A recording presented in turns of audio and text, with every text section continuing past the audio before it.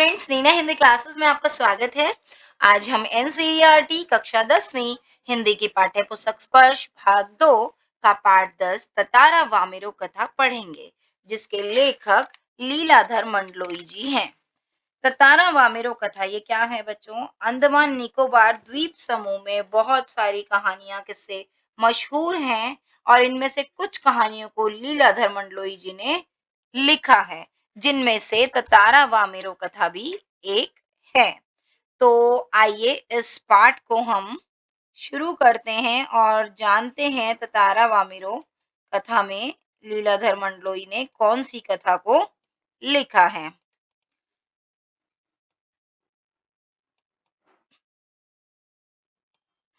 ततारा वामेरो कथा। अंडमान द्वीप समूह का अंतिम दक्षिणी द्वीप है लिटिल अंडमान। ठीक है, ये वहां के बारे में बताया जा रहा है कि अंडमान द्वीप समूह का सबसे अंतिम जो दक्षिणी द्वीप है वो कौन सा है? लिटिल। लिटिल मतलब छोटा अंडमान। यह पोर्ट ब्लेयर से लगभग 100 किलोमीटर दूर स्थित है। कितना? पोर्ट ब्लेयर से 100 किलोमीटर दूर है। इसके बाद निकोबार द्वीप समूह की श्रृंखला आरंभ होती है। ठीक है, इसके बाद निकोबार द्वीप समूह शुरू हो जाता है, जो निकोबारी जनजाति की आदिम आदिम मतलब शुरुआत की संस्कृति के केंद्र हैं। निकोबार द्वीप समूह का पहला प्रमुख द्वीप है कार निकोबार, जो लिटिल अंडमान से 96 किलोमीटर दूर है। ठीक है, निकोबार द्वीप समूह का सबसे पहला प्रमुख द्वीप कौन सा है? कार निकोबार, जो कि लिटिल अंडमान से कितना दूर है? 96 किलोमीटर। ठीक है बच्चों, निकोबारियों का विश्वास है कि प्राचीन काल में ये दोनों द्वीप एक ही थे। ठीक है, उनका मानना है कि ये दोनों द्वीप जो हैं वो एक ही थे। इनके विभक्त होने की एक लोक कथा है जो आज भी दोहराई जाती है कि ये दोनों क्यों अलग-अलग हुए। कौन? निकोबार द्वीप समूह का पहला प्रमुख द्वीप जो कि कार निकोबार है, और दूसरा ये लिटिल अंडमान। ठीक है, ये दोनों अलग-अलग क्यों हुए इसके बारे में एक लोक कथा प्रचलित है। उसके बारे में ही हम इसमें पाठ में पढ़ेंगे। ठीक है बच्चों, तो आइए देखें वो क्या कथा है। हम शुरू करते हैं। सदियों पूर्व जब लिटिल अंडमान और कार निकोबार आपस में जुड़े हुए थे, तब वहां एक सुंदर सा गांव था। ठीक है, जब ये जुड़े हुए थे तो वहां एक सुंदर सा गांव था। पास में एक सुंदर और एक शक्तिशाली युवक रहा करता था। युवक मतलब एक यंग लड़का। उसका नाम क्या था? ततारा। निकोबारी उसे बेहद प्रेम करते थे। ततारा एक नेक और मददगार व्यक्ति था। ठीक है, एक अच्छा और दूसरों की हमेशा मदद करने वाला व्यक्ति था। वो दूसरों की सदा मदद करने को तत्पर रहता था और गांव वालों की नहीं बल्कि पूरे द्वीप समूह की सेवा करना वो अपना परम कर्तव्य समझता था। उसके इस त्याग की वजह से वह चर्चित था। ठीक है, बहुत चर्चा में था। लोग उसको जानते थे, समझते थे कि वो कितना त्याग, बलिदान और दूसरों की मदद करता है। सभी उसका आदर करते थे और कभी भी मुसीबत के वक्त उसको स्मरण करते तो भागा-भागा वहीं पर पहुंच जाता था कि कोई भी कभी भी उसको जब मुसीबत हो उसको याद करे तो वहीं पर पहुंच जाता था। दूसरे गांवों में भी पर्व त्योहारों के समय उसे विशेष रूप से आमंत्रित किया जाता। पर्व त्योहारों के समय मतलब कोई भी कुछ स्पेशल कुछ सेलिब्रेट किया जाता था। कहने का मतलब कोई पर्व मतलब कोई त्योहार वगैरह मनाए जाते थे तो उसको विशेष रूप से उसको आमंत्रित किया जाता था, इनवाइट किया जाता था। ठीक है, उसका व्यक्तित्व तो आकर्षक था ही, साथ ही आत्मीय स्वभाव की वजह से लोग उसके करीब रहना चाहते। ठीक है, जो उसका व्यवहार था उसकी वजह से लोग उसका करीब रहना चाहते थे। पारंपरिक पोशाक के साथ वह अपनी कमर में वो पारंपरिक पोशाक पहनता था हमेशा और साथ में ही अपनी कमर में एक लकड़ी की तलवार बांधे रखता था। लोगों का ये सोचते थे कि बावजूद कि वो लकड़ी की तो हार है लेकिन कहीं न कहीं उसमें कुछ अद्भुत दैवीय शक्ति है। ठीक है, ऐसा लोग सोचते थे क्योंकि ततारा अपनी तलवार को जबकि उसने कभी भी अपने से अलग नहीं होने दिया और उसके वो लोगों के सामने उसका उपयोग भी नहीं करता, लेकिन फिर भी लोग ऐसा समझते थे कि उसके अंदर कुछ ना कुछ दैवीय शक्ति है। किंतु उसके चर्चित साहसिक कारनामों के कारण लोग बाग तलवार में अद्भुत शक्ति का होना मानते थे। ततारा की तलवार एक विलक्षण रहस्य थी।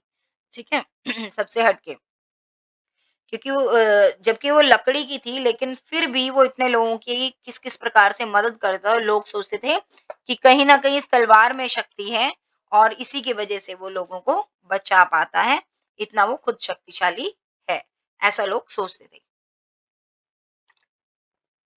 ठीक है बच्चों? एक शाम ततारा दिन भर के अथक परिश्रम, मतलब बहुत ज़्यादा बिना थके हुए, जैसे अथक मतलब बिना थके हुए, इतने ज़्यादा परिश्रम, इतनी मेहनत के बाद समुद्र किनारे टहलने निकल पड़ा। सूरज समुद्र से लगे क्षितिज तले डूबने को था। क्षितिज क्या होता है बच्चों? कि जहाँ पर धरती और आकाश मिलते हैं, समुद्र के किनारे पर जहाँ पर धरती और आकाश मिलते हैं उसे। तो सूरज डूबने को था, मतलब अंधेरा हो रहा था। समुद्र से ठंडी बयारें आ रही थी। ठंडी बयारें मतलब ठंडी हवाएं। ठीक है, ठंडी हवाएं चल रही थी। पक्षियों की सायंकालीन चहचहाटें शनैः शनैः क्षीण होने को थी। कि सायंकाल में मतलब शाम में जो पक्षी चहचहाते हैं वो धीरे धीरे खत्म हो रहा था, कि अब शाम हो रही तो पक्षी भी चहचहाना बंद हो रहे थे। उनका मन शांत था। विचार मगन तारा समुद्री बालू पर बैठकर सूरज की अंतिम रंग बिरंगी किरणों को समुद्र पर निहारने लगा। तभी कहीं पास से उसे मधुर गीत गूंजता सुनाई दिया। ठीक है, वो समुद्र के किनारे बैठा था, उसे गीत सुनाई दिया। गीत मानो बहता हुआ उसकी तरफ आ रहा हो, बीच बीच में लहरों का संगीत सुनाई देता। गायन इतना प्रभावी था कि वह अपनी सुध बुध खोने लगा। उसको गीत इतना पसंद आया कि वो अपनी सुध बुध खोने लगा और उस गीत में ही होने लग गया। ठीक है बच्चों, लहरों के एक प्रबल वेग से उसकी तंद्रा भंग की। ठीक है, मतलब उसका जो एकाग्रता थी वो खोने लगी और वो बेसुध सा होने लगा। चैतन्य होते ही जैसे ही उसको होश आया, वह उधर बढ़ने को विवश हो उठा, मजबूर हो गया कि जहां से वो आवाज आ रही है वो उस ओर ही जाए, जिधर से अब भी गीत के स्वर बह रहे थे। ठीक है, वह विकल मतलब बेचैन सा उस तरफ बढ़ता गया। अंततः उसकी नजर एक युवती पर पड़ी जो ढलती हुई शाम के सौंदर्य में बेसुध, मतलब बिना किसी सुध के, एकटक समुद्र की देह पर डूबते आकर्षक रंगों को निहारते हुए गा रही थी। यह एक श्रृंगार गीत है, मतलब प्रेम का गीत है। वो ऐसा गीत गा रही थी, मतलब बिना किसी होश के, सिर्फ उसी में खोई हुई गीत को गा रही थी। फिर उसी और ततारा बढ़ गया। उसे ज्ञात ही न हो सका कि कोई अजनबी युवक उसे निशब्द मतलब बिना किसी शब्द के चुपचाप ताके जा रहा था। ठीक है, उस युवती को भी ध्यान ही नहीं था क्योंकि वो भी बड़ी मग्न होकर गा रही थी और एक युवक ततारा उसे चुपचाप देखे जा रहा था। एकाएक एक ऊंची लहर उठी और उसे भिगो गई। वह हड़बड़ाहट में गाना भूल गई। एक तेजी से समुद्र की लहर आई और वो भीग गई और फिर हड़बड़ा गई और इसमें वो गाना भूल गई। इसके पहले कि वह सामान्य हो पाती, उसने अपने कानों में गूंजती गंभीर आकर्षक आवाज सुनी, तुमने एकाएक इतना मधुर गाना अधूरा क्यों छोड़ दिया? ततारा ने विनम्रता पूर्वक कहा। ठीक है, उसको क्या आवाज सुनाई? ततारा ने उससे पूछा कि तुमने ये गाना गाना क्यों छोड़ दिया एकदम से? अपने सामने एक सुंदर युवक को देखकर वह विस्मित हुई, हैरान सी हो गई। उसे भीतर उसके भीतर किसी कोमल भावना का संचार हुआ, किंतु अपने को संयत कर उसने बेरुखी के साथ जवाब दिया। खुद को संभालते हुए उसने बड़ी बेरुखी से जवाब दिया कि उसके अंदर भी कोमल भावना का उजागर हुआ, लेकिन वो खुद को संभालते हुए बड़ी बेरुखी से उसने जवाब दिया, पहले बताओ तुम कौन हो? इस तरह मुझे घूरने और इस असंगत प्रश्न का कारण अपने गांव के अलावा किसी और गांव के युवक के प्रश्नों का उत्तर देने को मैं बाध्य नहीं, यह तुम भी जानते हो। ठीक है, कि मेरे गांव के अलावा कोई और युवक आके मुझसे कोई प्रश्न करे तो उसका जवाब देने के लिए मैं बाध्य नहीं हूँ, वो ऐसे बोलती है। ततारा मानो सुध बुध खोए हुए था। जवाब देने के स्थान पर उसने पुनः अपना प्रश्न दोहराया, तुमने गाना क्यों रोक दिया? गाओ, गीत पूरा करो। सचमुच तुमने बहुत सुरीला कंठ पाया है। यह तो मेरे प्रश्न का उत्तर न हुआ, युवती ने कहा। सच बताओ तुम कौन हो? लपाती गांव में तुम्हें कभी देखा नहीं। ठीक है। युवती कहती है कि सच बताओ तुम कौन हो, मैंने तो तुम्हें कभी भी लपाती गांव में देखा ही नहीं। ऐसा वो उससे कहती है। ठीक है। अब वो क्या है, जो युवक है वो बिल्कुल भी उसकी बात को सुनता नहीं, ध्यान देता नहीं। वो सिर्फ एक ही प्रश्न बार बार करता रहता है कि तुमने गाना क्यों बंद कर दिया, तुमने गाना क्यों बंद कर दिया। ठीक है। फिर अब वो लड़की कहती है कि ढीठता की हद है। मैं जब जब से परिचय पूछ रही हूँ और तुम बस एक ही राग अलाप रहे हो, गीत गाओ गीत गाओ। आखिर क्यों? क्या तुम्हें गांव का नियम नहीं मालूम? इतना बोलकर वह जाने के लिए तेजी से मुड़ी। ततारा को मानो कुछ होश आया। उसे अपनी गलती का एहसास हुआ। वह उसके सामने रास्ता रोककर मानो गिड़गिड़ाने लगा। ठीक है। अभी तक उसको होश नहीं था, बार बार सिर्फ एक ही प्रश्न पूछे जा रहा था कि गाना क्यों रोक दिया। लेकिन जैसे ही उसको कुछ होश आया, उसे अपनी गलती का एहसास हुआ और वो उसके सामने मानो गिड़गिड़ाने लगा। मुझे माफ कर दो, जीवन में पहली बार मैं इस तरह विचलित हुआ हूँ। ठीक है। ऐसा कौन कहता है? ततारा कहता है उस लड़की से कि मुझे माफ कर दो, जीवन में मैं पहली बार ऐसे विचलित हुआ हूँ। तुम्हें देखकर मेरी चेतना लुप्त हो गई और मैं बेसुध हो गया मानो। ठीक है। वो कहता है मैं रास्ता छोड़ दूंगा, बस अपना मुझे नाम बता दो। ततारा ने विवशता में आग्रह किया। उसकी आंखें युवती के चेहरे पर केंद्रित थी। उसके चेहरे पर सच्ची विनय थी। मतलब वो सच में उससे विनती कर रहा था कि मुझे प्लीज अपना नाम बता दो, मैं तुम्हारा रास्ता छोड़ दूंगा, कुछ नहीं पूछूंगा, कुछ नहीं बोलूंगा, सिर्फ मुझे अपना नाम बता दो। अब वो क्या बोलती है युवती? वामिरो, वामिरो। ठीक है। एक रस घोलती आवाज उसके कानों में पहुंची। वामिरो, वामिरो, वाह कितना सुंदर नाम है। कल भी आओगी ना यहाँ? तारा ने याचना भरे स्वर में कहा। मतलब उससे रिक्वेस्ट कर रहा है एक तरीके से और कह रहा है कि कल भी आओगी ना यहाँ? नहीं, शायद कभी नहीं, वामिरो ने अन्य मन सकता पूर्व कहा। मतलब जिसका मन ना हो कहने का मतलब कि कहना तो कुछ और चाहती है, लेकिन फिर भी वो क्या कहती है कि नहीं, शायद कभी नहीं, और झटके से लपाती की तरफ बेसुध सी दौड़ पड़ी। पीछे ततारा के वाक्य गूंज रहे थे। लपाती उनका गांव है, वहां पर वो पहुंच जाती है, उस जगह की और दौड़ने लगती है, सॉरी उस तरफ घूम जाती है। और फिर भी उसके कानों में ततारा के वाक्य गूंज रहे थे कि कल आओगे ना?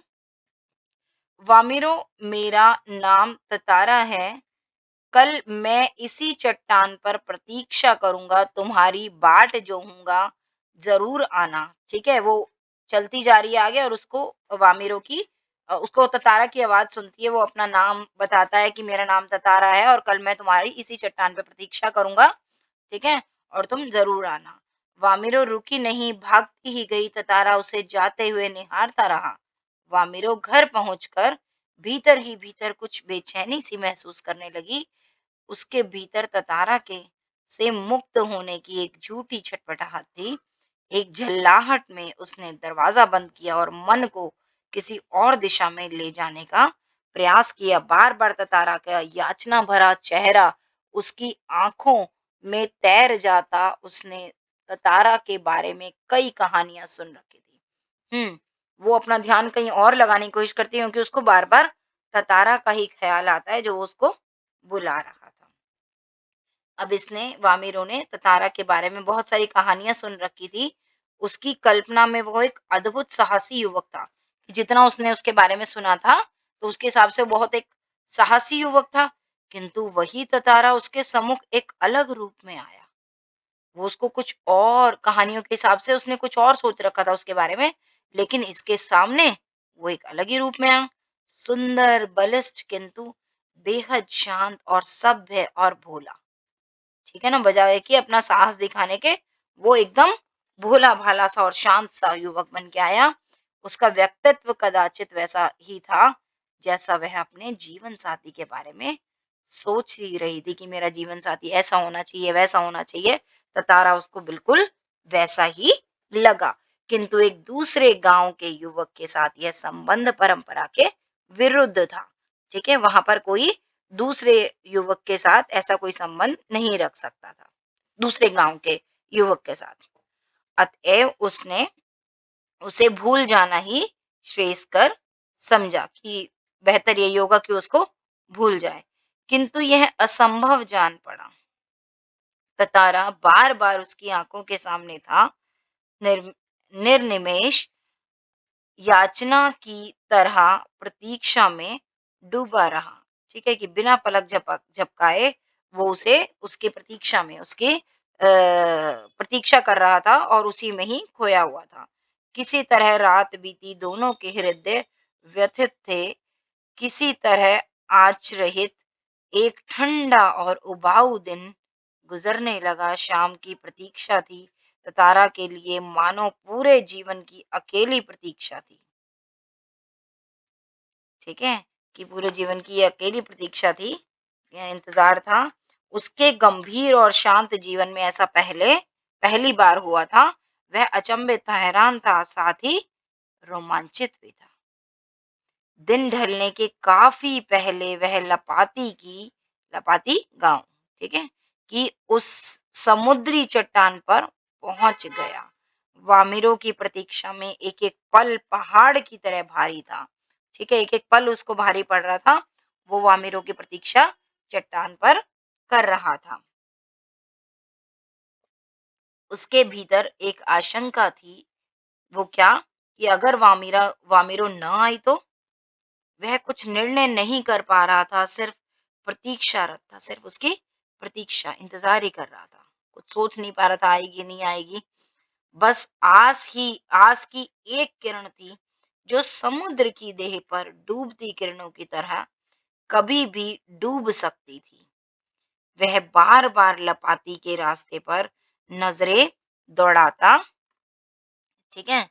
बार-बार वो लपाती के रास्ते पर नज़रें दौड़ा रहा था कि लपाती की साइड से वो आएगी, कौन? वामिरो।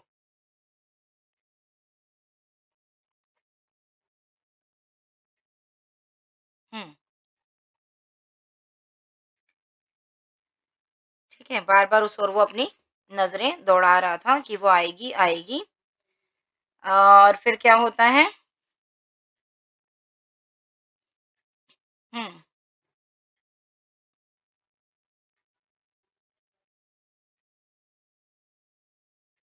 सहसा अचानक नारियल के झुरमुटों में उसे एक आकृति कुछ साफ हुई, कुछ और कुछ और उसकी खुशी का ठिकाना न रहा। सचमुच वह वामिरो थी। लगा जैसे वह घबराहट में थी। वह अपने को छुपाते हुए बढ़ रही थी। बीच-बीच में इधर-उधर दृष्टि दौड़ाना न भूलती। फिर तेज कदमों से चलती हुई नतारा के सामने आकर ठिठक गई। ठीक है? फिर भी वो आकर नतारा के सामने आ गई, खड़ी हो गई। ठीक है? दोनों शब्दहीन थे, कुछ था जो दोनों के भीतर बह रहा था। एकटक निहारते हुए वे जाने कब तक खड़े रहे। सूरज समुद्र की लहरों में कहीं खो गया था। अंधेरा बढ़ रहा था। ठीक है? समुद्र की लहरों में सूरज खो गया था, कहने का मतलब रात हो रही थी, अंधेरा बढ़ता जा रहा था।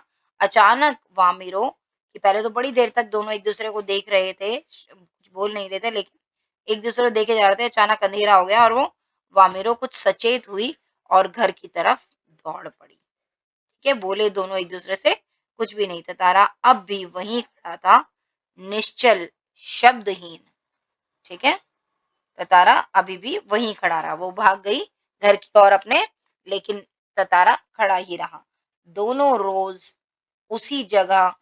दोनों रोज उसी जगह पहुंचते और मूर्तिवत एक दूसरे को निर्निमेष ताकते रहते। बस भीतर समर्पण था जो अनवरत था, मतलब कॉन्टिन्यूअस था कि दोनों में ही लगातार था। ठीक है, गहरा होता जा रहा था वो। लपाती के कुछ युवकों ने इस मूक प्रेम को भांप लिया।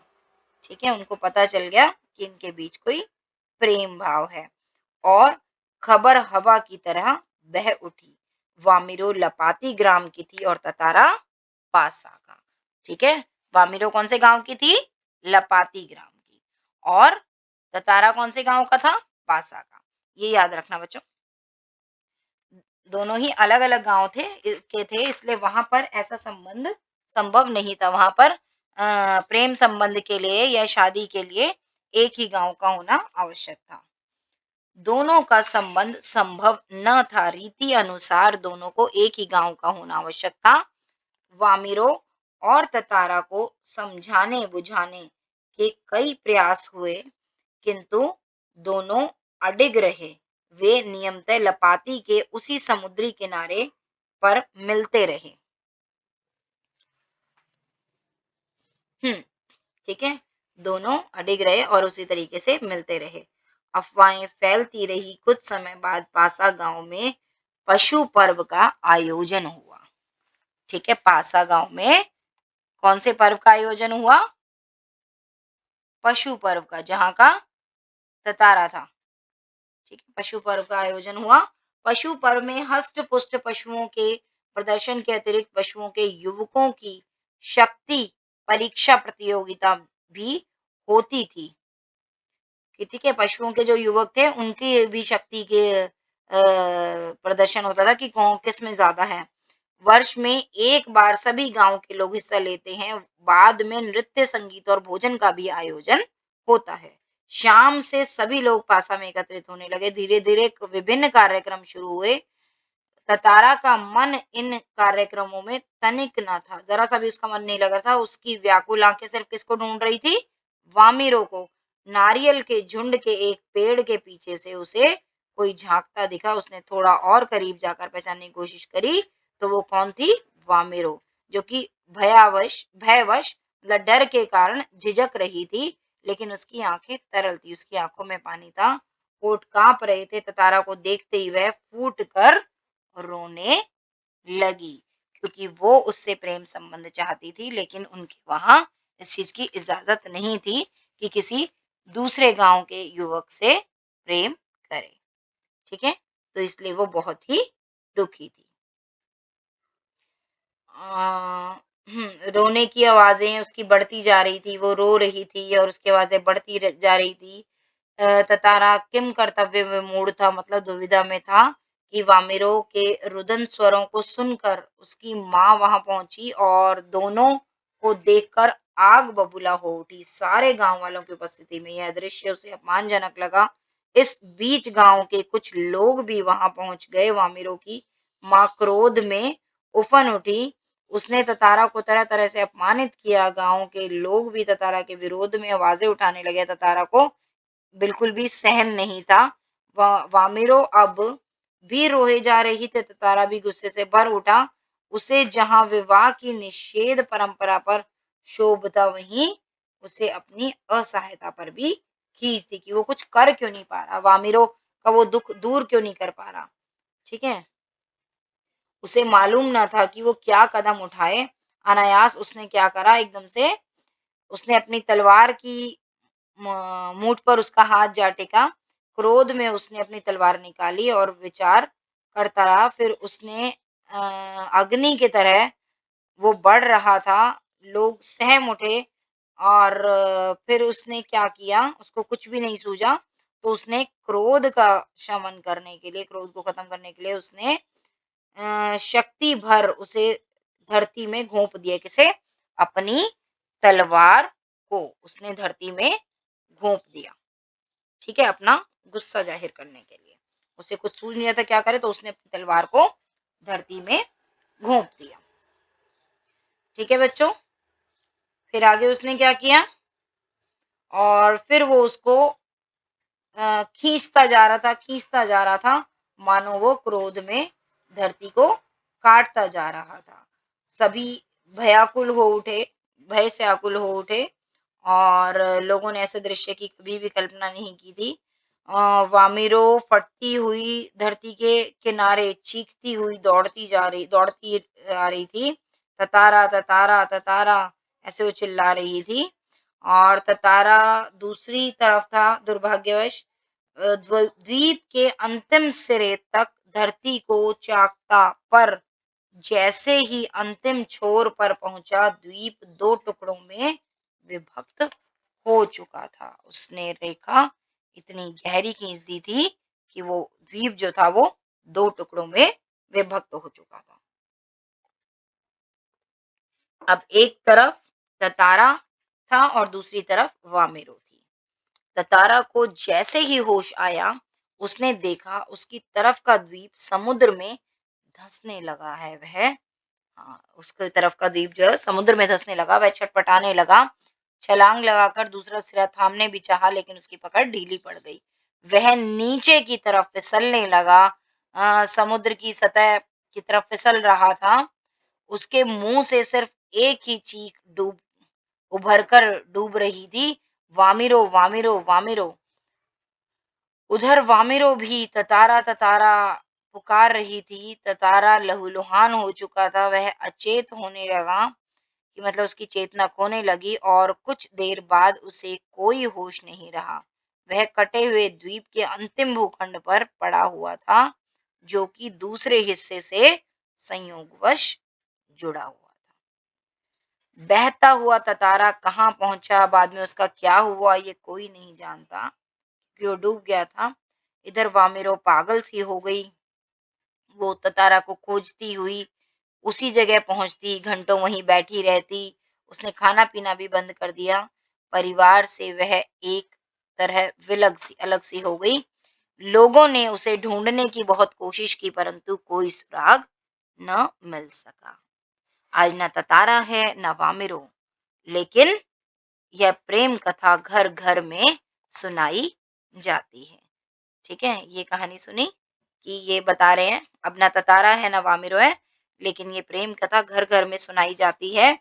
निकोबारियों का मत है, उनका मानना है कि ततारा की तलवार से कार निकोबार के जो टुकड़े हुए उसमें दूसरा लिटिल अंडमान है जो कार निकोबार से आज 96 किलोमीटर दूर स्थित है।